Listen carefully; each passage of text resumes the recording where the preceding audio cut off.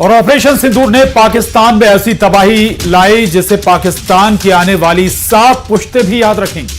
भारतीय सेना के पलटवार से पाकिस्तान में ऐसी तबाही मची कि सिर्फ 90 घंटे के अंदर पाकिस्तान घुटने पर आ गया, यानी कि पाकिस्तान का पूरा सिस्टम तबाह होने वाला था।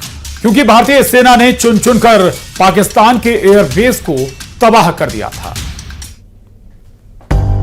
पहलगाम में आतंकी हमले के बाद अमेरिका को लगने लगा था कि पाकिस्तान की यह गुस्ताखी उसे बर्बाद कर देगी। इसी युद्ध की आशंका को देखते हुए अमेरिका के उपराष्ट्रपति जेडी वेंस ने पीएम मोदी से संपर्क किया था, लेकिन उस समय पीएम मोदी ने अमेरिका को साफ और स्पष्ट शब्दों में कह दिया था, अगर पाकिस्तान कोई भी हरकत करेगा तो भारत का जवाब ज्यादा विध्वंसक और ताकतवर होगा।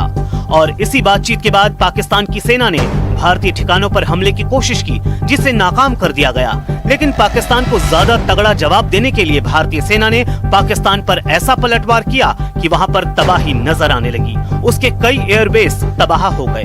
भारत ने ब्रह्मोस, हैमर और स्कैल्प मिसाइलों से मिनटों में पाकिस्तान के Noor Khan airbase, Rafiqui airbase, Sargodha airbase समेत 10 बड़े एयरबेस तबाह कर दिए। भारत के इस पलटवार से पाकिस्तान इतना सहम गया कि उसे अपनी बर्बादी दिखने लगी थी। फिर वो भारत से बात करने की कोशिश करने लगा ताकि उसकी तरफ से भारी गोलाबारी रुक सके। भारतीय सेना के पलटवार से पाकिस्तान पस्त हो चुका था। नूर खान और रफीकी एयरबेस पर हमले से पाकिस्तान की एयर लॉजिस्टिक्स और मिलिट्री कोऑर्डिनेशन पूरी तरह से ठप हो गया।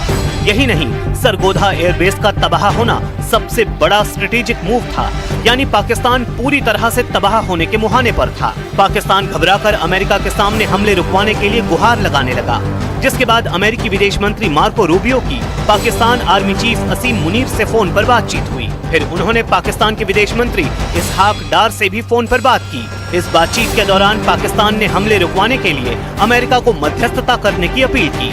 इस बीच पाकिस्तान लगातार भारत में हमले करने के लिए ड्रोन, मिसाइल के साथ साथ एलओसी और इंटरनेशनल बॉर्डर पर मोर्टार और तोप के गोले दागता रहा, जिसे भारतीय सेना नाकाम करती रही और उस पर पलटवार करती रही।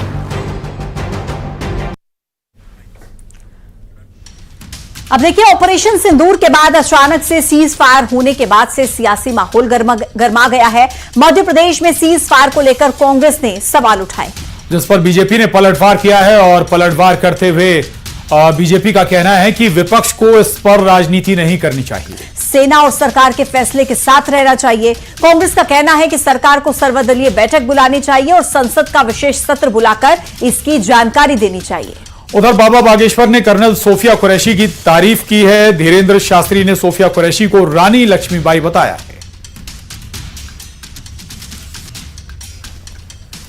तो आप ये तस्वीरें देख रहे हैं।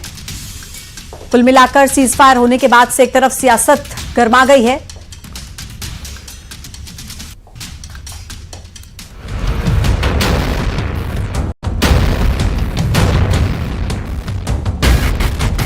पहलगाम में आतंकी हमला और फिर ऑपरेशन सिंदूर लॉन्च हुआ।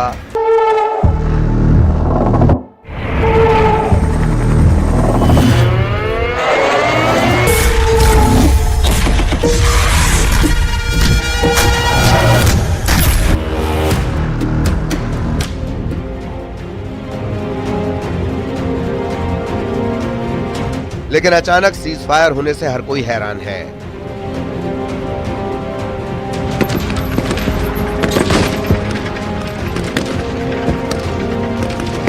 इस बीच सियासी गलियारों में भी इसकी चर्चा है। कांग्रेस नेता दिग्विजय सिंह ने इसे लेकर सवाल उठाए हैं। दिग्विजय सिंह ने कहा कि क्या हमने शिमला समझौता छोड़ दिया है। दिग्विजय सिंह के बयान पर मध्य प्रदेश में सियासत गर्मा गई है। बीजेपी ने कहा कि दिग्विजय सिंह सेना का मनोबल गिराने की बात कर रहे हैं। वहीं कांग्रेस ने दिग्विजय सिंह का बचाव किया। कांग्रेस का कहना है कि सरकार को सर्वदलीय बैठक और संसद का विशेष सत्र बुलाना चाहिए। हत्याकांड हुआ और सरकार ने जो जवाब दिया वो पाकिस्तान की पीढ़ियां याद रखेंगी। ऐसे में कांग्रेस के नेता और विशेष करके दिग्विजय सिंह जैसे नेता पाकिस्तान की भाषा बोल रहे हैं, देश की सेना का मनोबल गिराने का काम कर रहे हैं। और जिस तरह से पुलवामा के समय इन लोगों ने सवाल उठाए थे, उसी तरह के सवाल उठा रहे हैं। देश की सेनाओं के ऊपर विश्वास रखिए, सरकार पर विश्वास रखिए। सरकार ने जो कार्यवाही की है वो भारत का सम्मान दुनिया भर में बढ़ा है। और निश्चित तौर पर ये लोकतंत्र है। जब पूरी कांग्रेस, पूरा विपक्ष एक साथ हो गया कि हम आपके हर मामले में सहमत हैं, तो ये जो चीज़ें पैदा हुई कि सीज फायर हुआ, इस मामले में भी जैसा दिग्विजय सिंह जी एक वरिष्ठ कांग्रेस के नेता हैं, पूर्व मुख्यमंत्री हैं, राज्यसभा ने कहा है कि संसद और सर्वदलीय बैठक बुलाई तो बुलाई। एक तरफ सियासत जारी है, दूसरी तरफ बागेश्वर धाम के प्रमुख पंडित धीरेन्द्र शास्त्री ने कर्नल सोफिया कुरैशी की जमकर तारीफ की। पंडित धीरेन्द्र शास्त्री ने कहा कि कर्नल सोफिया ने ऑपरेशन सिंदूर के जरिए अपनी कार्यशैली से पूरे देश की बेटियों को प्रेरणा दी। हमको गौरव बहुत हो रहा है कि वो नौगांव क्षेत्र परिक्षेत्र में बुंदेलखंड की भूमि से पहुंच करके भारतीय सेना में उन्होंने एक पद की जिम्मेदारी लेते हुए ऑपरेशन सिंदूर में अपनी कार्यशैली के द्वारा पूरे भारत को आकर्षित किया और बेटियों के लिए एक नई मिसाल प्रस्तुत की कि हमारी बेटियां भी बेटों से कम नहीं है। महारानी लक्ष्मीबाई का जीता जागता उदाहरण उस बेटी को कहा जाए तो अतिशयोक्ति नहीं होगी। फिलहाल सीज फायर के फैसले पर प्रदेश में सियासत जारी है। विपक्ष की तरफ से सर्वदलीय बैठक और संसद का विशेष सत्र बुलाने की मांग की जा रही है। Bureau report, news 18।